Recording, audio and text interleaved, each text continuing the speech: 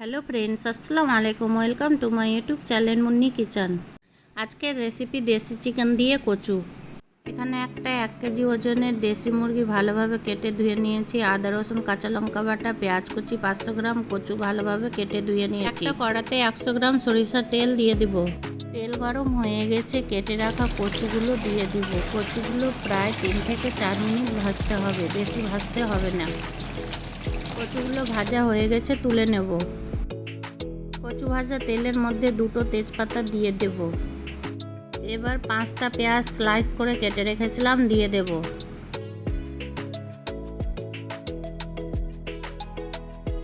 পেঁয়াজটা golden brown colour হয়ে গেছে, আদা রসুন কাঁচা লঙ্কা বাটা দিয়ে দেব।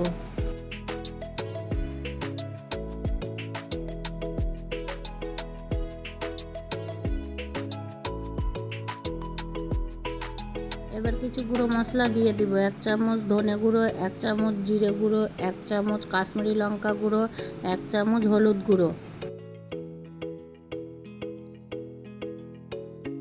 এবার পরিমাণ মতো লবণ দিয়ে মশলাটা ভালোভাবে কষিয়ে নেব। মশলা কষানো হয়ে গেছে, এবার চিকেনগুলো দিয়ে দেব। আমি এই রান্নাতে কোনো গরম মশলা ব্যবহার করব না, তোমরাও এভাবে রান্না করে দেখবা, দারুণ লাগবে।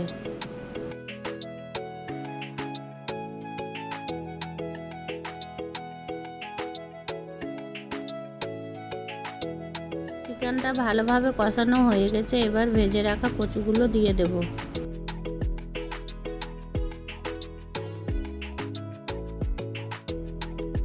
কচু চিকেনটাকে ঢাকনা দিয়ে মিডিয়াম টু লো আঁচে ভালোভাবে কষিয়ে নেব।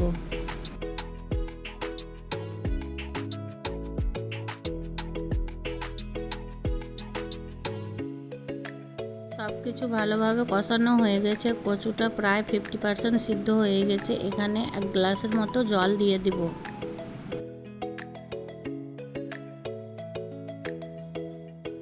এবার কিছু ধনেপাতা কুচি দিয়ে দেব।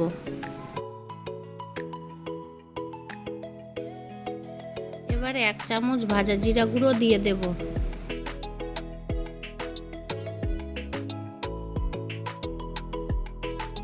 ঢাকনা দিয়ে 5 মিনিট জাল দিলেই রান্না হয়ে যাবে দেশি চিকেন কচু। রান্না হয়ে গেছে, গরম গরম ভাত বা পোলাওয়ের সঙ্গে খেতে দারুণ লাগে। আমার রেসিপিটি ভালো লাগলে আমার চ্যানেলটা সাবস্ক্রাইব করে লাইক কমেন্ট শেয়ার করে দিবা প্লিজ।